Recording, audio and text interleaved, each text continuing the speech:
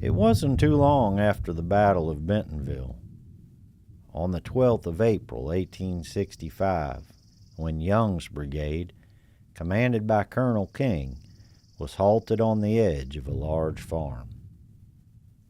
A detachment of dismounted men had been ordered to build some breastworks out of rails and had only just begun their work when Sherman's advance guard made its appearance across the field at the farmhouse. After considerable skirmishing, Sherman had to bring up a heavy force to dislodge us. What kept our line of skirmishers from being captured was a mounted regiment held in reserve that charged right into their lines with drawn sabers. Seeing this, we made a run for the skirt of woods in our rear, and just as we entered the bushes, a squad of mounted men charged into our line, cutting Dave Walton and myself off from the rest of the skirmishers, but we made good our escape into the woods. Dave and I were members of Company B of the Jeff Davis Legion. The members of the company who reached their horses reported me wounded, and that Walton had remained to care for me, as that was his special duty. We never reached our regiment again, and this report was carried by an older brother of Walton's to our parents in Mississippi, who thought us both dead. Traveling through the woods several hundred yards, we came upon a lad with his father's horses hidden in a thicket at the back of their farm. We took 2 of the best horses, a saddle bridle, and a rope halter, and galloped across the farm to the house to get another saddle and bridle. In riding out the front gate, we saw 4 or 5 cavalrymen near, and a race then began down one hill and up the next, and as they were gaining on us, we dashed into the woods, and there our pursuers left us. We soon came into a public road leading in the direction of Raleigh, and turning in the opposite direction for a short distance, we came across 2 Yankees mounted upon their horses standing in front of a farmhouse, and we decided to make them our prisoners. So I galloped up to the man outside the gate, and Walton went to the one in the yard, and we demanded their surrender. But before having time to disarm them, a mounted man in white shirt sleeves, standing at the edge of a high veranda with several ladies near him, drew his pistol and commenced firing at me.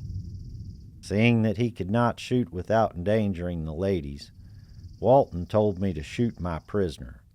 Turning my pistol on the man, he begged pitifully for his life, and I spared him. The other prisoner, however, taking this as an advantage, fired at Walton, but missed him, and in an instant my Army 6-shooter sent a ball crashing through the enemy's brain. As for the white-shirted man, the report of his pistol was the first known of him and the last seen of him. We left this scene with our prisoner and continued on to Raleigh, arriving there near midnight. Johnston had evacuated the city, retreating northward, leaving a provost marshal and guard to whom we turned over our prisoner. We then debated for quite a while as to whether to continue the hunt for our command that evening, but being exhausted from our day's adventure, we decided to rest. The next morning, we were jarringly aroused by the explosion of ordnance supplies in the city. Looking across an open country southeast of the city, a half-mile or so away, we beheld a long line of infantry, with bayonets glistening in the rising sun, marching towards the old capital. Mounting our horses at once, we moved rapidly west in an effort to avoid the encroaching Yankee army. Stopping at a farmhouse 5 or 6 miles away from the city, we found a patriotic old Southern gentleman who told us of a rich farmer 2 miles south who had some fine horses and mules and a large distillery. We had gotten 300 or 400 yards down the road leading to the distillery when we discovered 2 Yankees standing in the crossroads. They were deeply engaged in a discussion with an older citizen who was pointing toward Raleigh and hadn't noticed our approach. Behind them were several splendid mules loaded with jugs of liquor from the distillery we were searching for. Marching right up the road, we bade them good morning, and pushing our horses up quickly, we presented our guns to their faces and demanded their surrender. Instead of surrendering, however, they both grabbed the guns which lay across their laps, and of course there was nothing else for us to do but fire. To my dismay, my rifle hammer snapped but never fired a round. Walton fired, however, and his man, leaning forward, passed in between us, but Walton continued shooting until the man fell to the ground. Before I could draw my pistol, my man fired his gun, the ball striking my pistol and glancing off the main artery around my hip joint, making a rather deep wound. Then, dropping his gun to the ground and under intense fire from Walton, my assailant threw himself on the opposite side of his horse for protection and went off down the road at full speed. After firing several more rounds at him, Walton turned to me shouting, "Let's go catch him," but drew up short when he saw that I was wounded. This discovery startled Walton deeply until I assured him that it was not serious, although I myself believed it to be quite severe.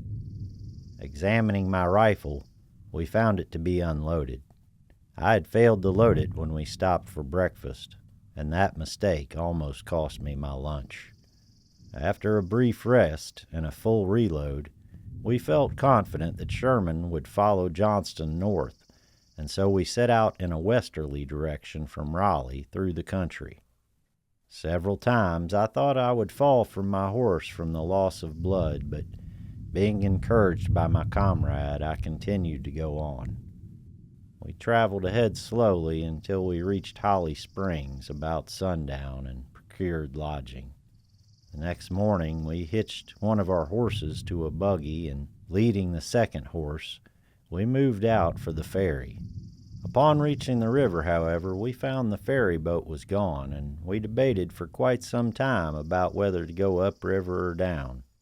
Had we gone downriver a few miles, it would have carried us out of the enemy's line of march, but fate was against us, and we turned up the river to a ferry 5 miles distant. When within a mile of the ferry, we halted, and Walton saddled his horse to ride in front to ensure the path was clear. Within a short distance, we met a Yankee and a servant who was carrying a big fat ham on his shoulder. The Yankee halted us some distance away and demanded to know our command. Walton told him the 9th Ohio Infantry, and relaxing his posture, the Yankee came walking up to Walton's side with his gun on his shoulder, and just as he began to say something, Walton shot him in the breast before he could finish the sentence. Making the servant lift the buggy and turn it around in the road, we loaded him into the buggy and started again for the ferry. But we hadn't been on the road long when we met one of Johnston's scouts coming at a full gallop, who said that the Yankees were at the ferry and headed this way. I implored Walton to leave me, exclaiming, "Davy, you can make your escape." But he said no, not while there's a breath in my body. So turning into the woods, we picked our way through with the buggy for some distance from the road until we could go no further, and then my horse was taken from the buggy and saddled. Dave and the Yankee's captured servant helped me to mount my horse. That servant was a faithful companion to us and knew every foot of the narrow woods we were hemmed in, so we kept him as a pilot, and he led us to a large farm owned by his former master. Across the field we could see a column of troops moving toward the ferry we had attempted to reach. In getting our bearings for a place of safety, we discovered 2 men riding up the fence toward us, and there was nothing to do but to meet them. We met at a log laying directly across our path. A simple glance was our signal, and Walton and I began firing. Both men fell dead to the ground, but the firing frightened my horse, and he jumped the log on the road and ran. In trying to guide him by a tree, my saddle turned, dropping me to the ground. And scrambling to my feet, Walden handed me the bridle of the man I had shot's horse and went off down the fence at full speed in search of the one that had just run off. This left me standing within a few paces of the two men on the ground that we had just shot. But just then, to my utter surprise and astonishment, the man I had shot rose up and started running off at a lively trot through the woods. I had emptied my Colt's pistol, however, and had nothing with which to stop him. Walton soon returned without my horse, and we examined the deceased Yankee and found that he wore a lieutenant's badge and was in fact dead. As soon as it was dark, Walton helped me onto my horse and we were off again, soon coming to a house where we got some bread that satisfied our hunger. Leaving that place, we had gone but a few paces in a narrow road cut through the thick bushes when we heard the word "halt" ring out. Two dismounted men were just in front of us carrying bundles of wood, and they wanted to know our command. Having heard that the 3rd Division was camped near there, Walton said, "3rd Division." After a short pause, the Yankees replied, "All right, tell us who commands the 3rd Division." Here we were dumb, for we did not know the answer, but Walton replied with a mumble that even I didn't understand. And moving up closer, the Yankees began laying down their bundles, saying, "Well, boys, we'll take you to the camp," when out of nowhere, that never-failing six-shooter of Walton's instantly flashed a blaze of fire into each of their breasts, and the two men fell dead on the ground. Walton rushed his horse over their still forms, and I followed. Galloping on a few hundred yards, we reached the public road that led into Raleigh, and here we decided that our safest way of escape was to travel to the rear of the Federal Army. Suiting our action to this decision, we set down the road in the direction of Raleigh. About sunrise, we reached a house where we got a cold lunch and made inquiries about the thick-timbered country in our front. Learning that we were still in the neighborhood of the village where we had originally started, we turned into the woods for some distance from the road to where the bushes would conceal us and halted. Walton made me a bed by the side of a wet weather stream where I could get water for my wound, for by this time I was in bad shape. Feeling confident that this division of Sherman's army had passed on to the Cape Fear River, we were resting pretty easy when about 9 or 10 o'clock in the day we were startled by a noise in the bushes near us. Walton drew his pistol but hid it from view, and a man rode up near us and said, "Come on, boys, here are the horses we are looking for." Within a minute there were 6 men lined up before us, mounted bareback with their guns strapped on their backs, with a big servant also mounted looking on. To the question, "What command do you belong?" Walton said, "The 9th Ohio Cavalry." "Well, this is a strange place for our cavalry," was the reply. Looking at me, the spokesman asked, "What is the matter with you?" I answered that I was wounded in a cavalry fight the 12th day of April, to which he replied, "Let me see your wound." And so I proceeded to show it to him. The next question was, "Where did you get those gray clothes?" I told him that I wore mine out and got these from a citizen. And the next words were, "Ah, boys, we'll take you to camp." And at that moment they all dismounted and began to untie our horses. Walton jumped up, but having to turn around, he fired too quickly and missed. The man he shot at ran around the horse from him, and Walton turned to meet him. He again fired too quickly and missed, and another man at Walton's left then fired, the ball crushing through Walton's brain apparently, and he fell to his hands and knees. Then the man who shot him stepped up and hit Walton on the head with his pistol. Walton again began to rise with the pistol in his hand when his slayer once again struck him on the back of the head with all of his force. This blow caused the pistol to fall from Walton's hands, and he again went down. The man looked at me and asked, "Are there any more of you rebels near here?" I replied, "Not that I know of," and then I inquired, "What are you going to do with me?" He replied that he would not have killed this man if he had not shot first, and then turning back to me, he said, "I will not harm you, but I will take you to the camp." "No, leave me with my comrade," I insisted. He then reached around to Walton, unbuckled his belt, buckled it on himself, placed the pistol in its scabbard, mounted his horse, and galloped away. They left one horse tied to a tree, which I supposed was meant for me. Before this tragedy ended, the other men hurriedly mounted their horses and rode away, the servant going with them. I rose from my pallet, went to Walton, and helped him to sit up. Realizing that death was inevitable from the nature of the wound, I said, "Davy, you are mortally wounded and can live but a few minutes longer," and grasping my hand, he said, "Goodbye, my friend." I laid him gently on his back, and he lay calmly breathing as though asleep for some time. Thinking that he might live in this condition for several hours, I decided to get help to carry him to a house in hopes that he might be more comfortable. I managed to get on my horse and rode out into the public highway.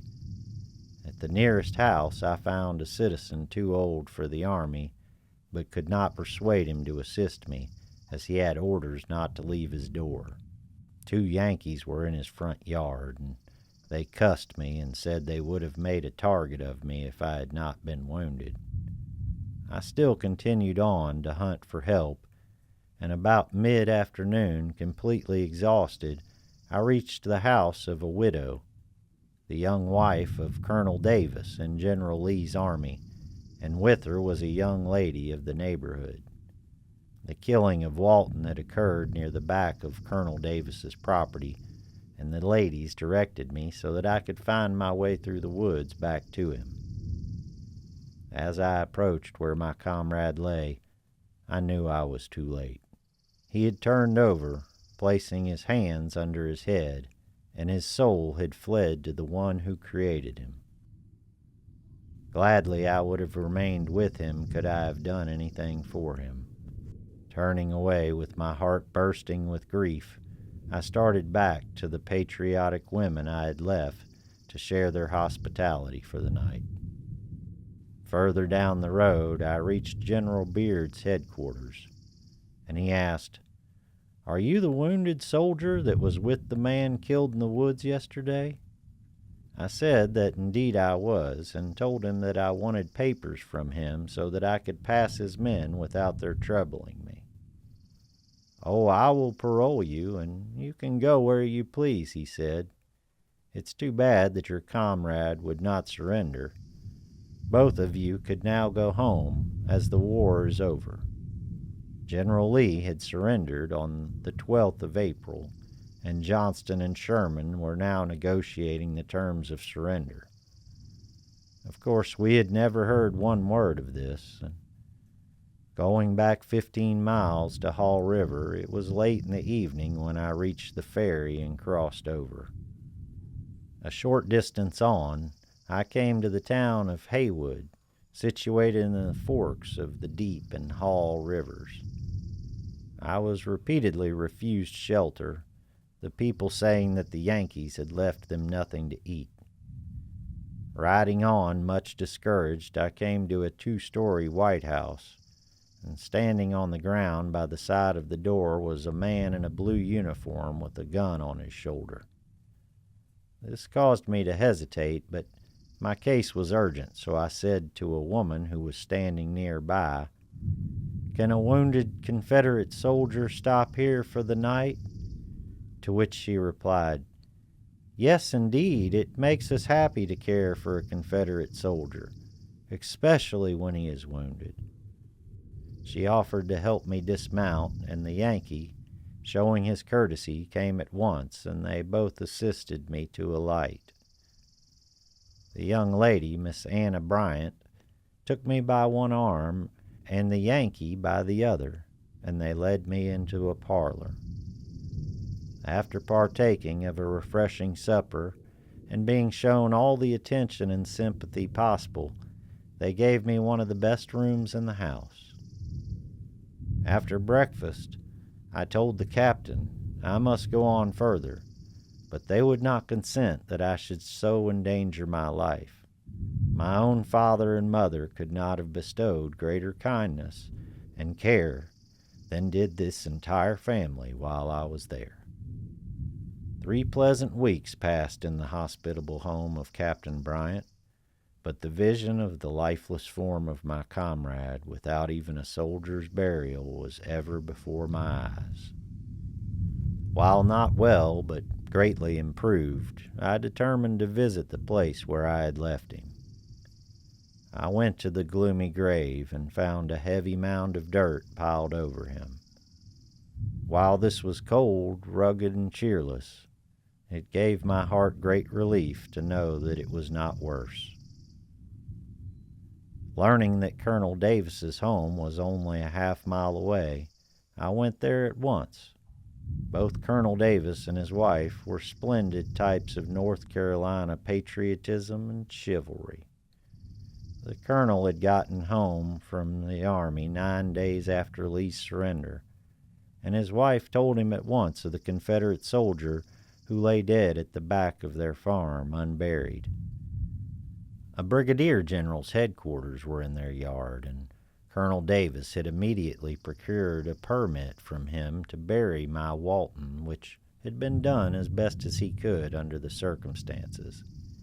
But in time he said he would procure lumber for a casket and place the remains in his family burying ground. This promise from a fellow soldier lifted the sorrow to some extent from my heart. That his promise was carried out, the Walton family learned by correspondence with Colonel Davis after the war. I now began to make arrangements for my own journey home to Mississippi. Knowing that the railroads had been all torn up through the southern states sufficiently to obstruct traffic, I decided to ride my horse. At Washington, Georgia, my horse gave out, and I walked about 100 miles to Montgomery, Alabama. From there, I secured transportation through federal authority to my home in Mississippi. Oh, with what eagerness I pressed forward. On the 25th of July at midnight, I hailed at the gate. My father was sitting on the front porch and asked, "Who's there?" I answered, "Your lost boy," to which he exclaimed, "Emily, William is here." I heard my mother's glad exclamation as she came to embrace me, and in the midst of this scene of joy, my thoughts would turn to the household which still awaited, with anxious hearts, the return of a brave soldier boy who had served his country loyally for 4 long years. The sad news that I carried to the home of my comrade made the burden of sorrow heavier and robbed my own homecoming of its joy. If you enjoyed today's video and would like to see more content like this, be sure to take a shot at the like button, subscribe, and ring that notification bell to stay up to date with all the latest BirdDogg content. And if you'd like to support the channel, for a limited time there's exclusive Civil War Diaries merchandise available in the video link below.